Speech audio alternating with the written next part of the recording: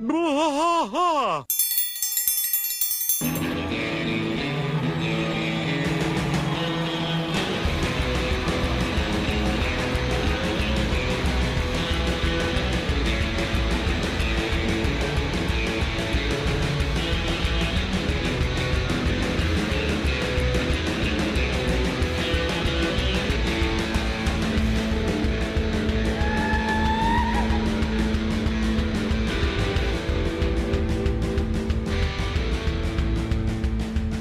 Bwaaa trash fight all through the night, deep in the heart of Texas. The trailer park is nice and dark, deep in the heart of Texas. Dad drinks his brew and he spits his chew, deep in the heart of Texas.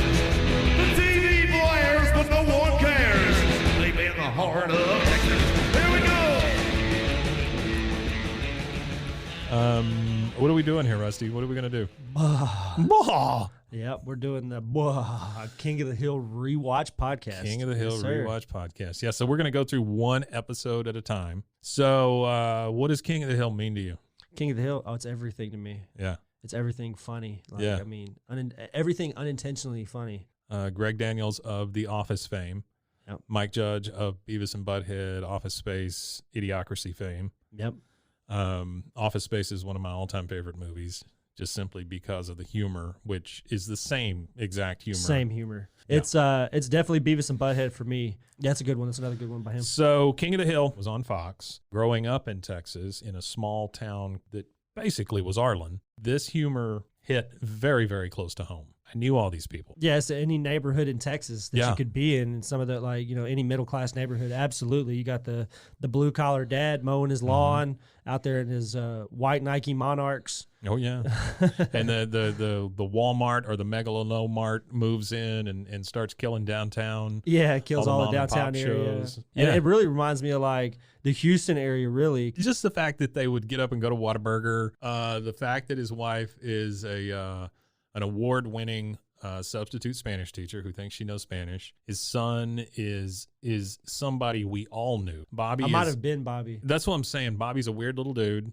He's kind of cool also at the same time, but he's In very his own right. He's very much a Texan. My wife makes fun of me because I watch this show all the time. She doesn't understand how I can continue to watch this thing, but it's just so comforting. This show makes me feel good when I watch it because it always has like a really good message. Yeah, it does. To, a lot to of the them do. episodes. Yeah, because Hank Hill's a moral being for Yeah. sure. He's got a lot of And morality he's not in his stuff. he's not a super like alt-right guy No, or he's anything, not. which is who you would Yeah, think he would be. he's more of a center. Like, yeah, he's more of a centrist. Very centrist, Yeah. because of just some of the politics and how he doesn't balk at at the time, homosexuality. Yeah, or no, any because of they that talk kind about of a lot stuff. of it. Yeah, they dive into a lot of it. And it was one episode that really stood out to me was like the skateboarding, where he started to skateboard with the Skating preacher. for Jesus? Yeah, the Yeah. skating for Jesus. And like Hank at first was like, this is it. The subculture of skating to him was Yeah. like It's it's a bad thing. It's tattoos and- tattoos. yeah. It's heavy metal, and they're all like, let's rock for Jesus. Satan sucks Yeah, shirts. Yeah. Satan sucks. And he just But it says But it sucks. says sucks. Yeah, so like even in morality, it's even in that, it's just he's just unique. Hank is just a straight up guy. He believes in playing by the rules, doing things the right way, and America. I mean, that's really what it comes down to. Hank is just about he's as big a rule follower as there ever was. It's 9 to 5. It's the Ford pickup. Yep, ranch style Immaculate house. maintenance. Yep. The ranch style house. The boss that doesn't really appreciate what you do for him, even though you do. You're the only reason why he even has a business. His boss is a god to him, basically. Yeah, absolutely. And that was one of the things I don't really understand about the show, because literally the whole show is Hank pretty much juggling this guy's business and the guy's life to try to keep him from like sinking financially in his business and keep him from ruining his life. Hank is just like juggling this whole thing. It's like Hank just has these blinders on about Mr. Strickland. He can't see anything wrong that the guy does. No, No. And if he does, he always excuses it. Absolutely, always has an excuse for it. Even when he takes his son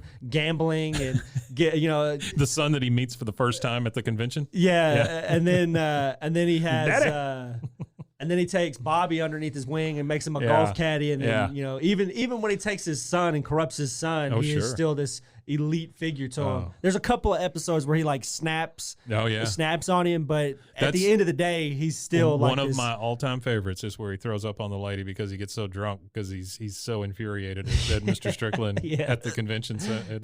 It's so great. Yeah, so basically that's what we're gonna do. We're gonna go from episode 1 to the end of season 14 when it was taken off the air way too soon, abruptly. A whole rushed season. Yeah. And I think on the back half of that season, it was rushed so much that you didn't even get an air date. It popped up in syndication, those episodes. Really? So that's what was bad about that. They abruptly ended it, and then it got thrown, like the last half of the last season got thrown into syndication. So there is an episode that is considered the lore of the true last episode. Really? Yeah. So there's one where I want to say it's the final episode of season 12. They had made it with the intention of it being. Is that Luann's wedding? The wedding, Luann, where Luann rides off or whatever, and like the sunset kind of episode where they ride off, and then boom, that's supposed to be seen. Dude, you can show over, and you could end the show on that note. You absolutely could, and I prefer to end it there. So as a fan, I know we're gonna have to touch on it for the podcast thing, but I've not watched much of that 13th season. Really? Because I've rewatched. It is 14 seasons, right? 13. Oh, it is 13? Okay. Yeah, it's 13. So that last 13 season I've watched, but I haven't watched the same way I watched the first 12. Yeah. And then, again, not in the same way that I've watched, like, the first 6 or 7. Because, I've watched it a lot. I've watched it probably 10 or 15 times all the way through from 1 to 13. Yeah. But I've probably watched the first, 7 seasons probably double that, Yeah. That for me was 5:30 p.m. In Texas. You get off of school, you do your homework, you eat a little bit of food, and by the time 5 o'clock hits, it's boom, Simpsons. 5:30, boom, King of the Hill. 6 o'clock, boom, Friends, boom, leaving the room, not watching that. So at 5:30, TV ended for me. Boom, leaving the room, not watching that. I didn't watch anything after that. And then when Everybody Loves Raymond came out, I found that funny. I don't know why. It's a great show. Yeah, it's a good show. It was good. And it again is one of those shows that has a great heart to it. Yeah, Worldwide Pants. One of those. Yeah, that's true. Yeah. That's true. Okay, so that's what we're gonna do. We're gonna go episode by episode, 1 through however many that is.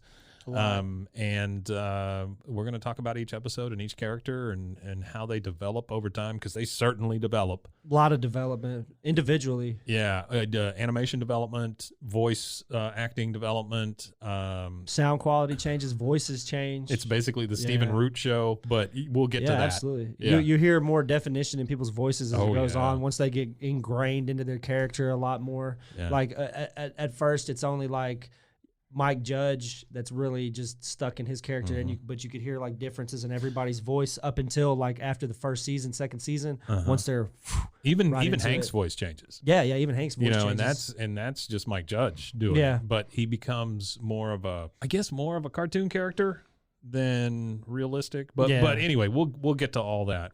I think they were able to buy better microphones. I think they got a little bit more money to spend on better equipment. Fox is here's the bottom of the barrel equipment. This is what Joan Rivers. This was her equipment. This was left over from Joan Rivers' show. You could use this late '80s technology here. Wait, we're in an airplane hangar. It's fine. It'll be fine. It'll be fine. All right, so we're gonna do episode 1 through however many is the end of 13, the sad ending of King of the Hill. Sad ending. We'll probably plan a small party around that episode at the end of season 12, because that's where it should have ended. Just a beautiful episode, by the way, too. It is. It's a really good episode. And everybody's there. If you really think on it as a fan and as somebody who's watched it in its entirety, that really is a solemn point. You could really give it its nod there and never watch another episode and be satisfied. Yes. I feel more unsatisfied. Well, not satisfied. I know what you're saying. I feel unsatisfied by episode. Oh, by the ending of it. Yeah. The ending episode of season 13. It's a completely if I had to end on season 12, I would have been okay. Here's the thing. It's not that I don't like Seth MacFarlane, right? I mean, I think he's a smart guy. I think he's a funny guy. But the Cleveland show sucked. Yeah. And that's what we're talking about that ended King of the Hill. King of the Hill, 13 seasons. Mm-hmm. Cleveland show didn't even make it to 10. Yeah. I think I don't think they made it past 5 seasons. Mm-hmm. But they still run it in syndication and perpetuity. And it's a terrible show. It is a terrible show. Yeah. It just wasn't. It just wasn't that. It fun. leaves a bad taste in my mouth when I know that too. That and American Dad and all that kind of stuff. Well, it was just Fox was capitalizing on the Seth MacFarlane train at the time, and anything he was doing was gold at that time. And it still kind of is. Fox still is married to him. You know, giving him a Star Trek show, the whole thing. You know, I mean, it's crazy. Yeah, it is. He's definitely he did the right thing for himself. Oh, sure. Not for me, but you can't. You can't talk bad about the guy. I mean, he's done what he's supposed to do, and he's been canceled more than once. Also, come along for the ride with us. Come check it out, and give me a good like Dale Gribble quote to go out on. Wingo, Wingo, Wingo, Wingo. No, he says it was that was my favorite quote from that episode. So we're gonna talk about that on the episode too. Sure. But that was another one. I live in constant fear of the day Joseph can finally take down his old man. And in the immortal words of Rusty Shackelford / Dale Gribble, Hank, it's 3 a.m. If someone invades your home, how are you going to shoot him? That's great. All right. Well, join us for Bwaaa, the King of the Hill rewatch podcast. We'll see you.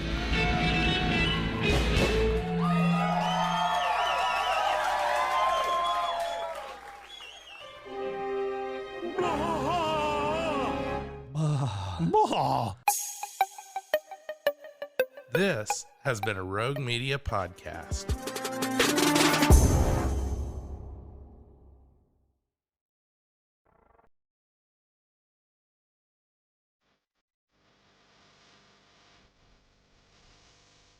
Frozen, heroes. Gonna tell you about Frozen, heroes. Gonna tell you about. Hey, I'm Zach. And I'm Mike. And we have a fantastic new podcast to tell you about. Bros, Foes, and Heroes. It's the two of us looking into the world of comics, breaking down some characters that you may have never heard of, and some that are just absolutely ridiculous. Yeah, so Zach comes up with a character each time, and I go into it just completely blind.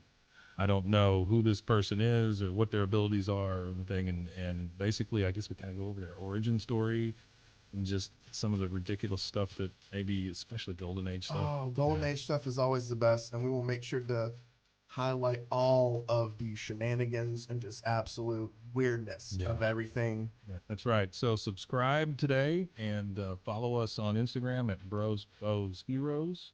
And if you don't, I know where you would. Not really, but please subscribe. Frozen, heroes.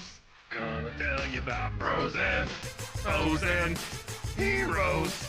Gonna tell you about.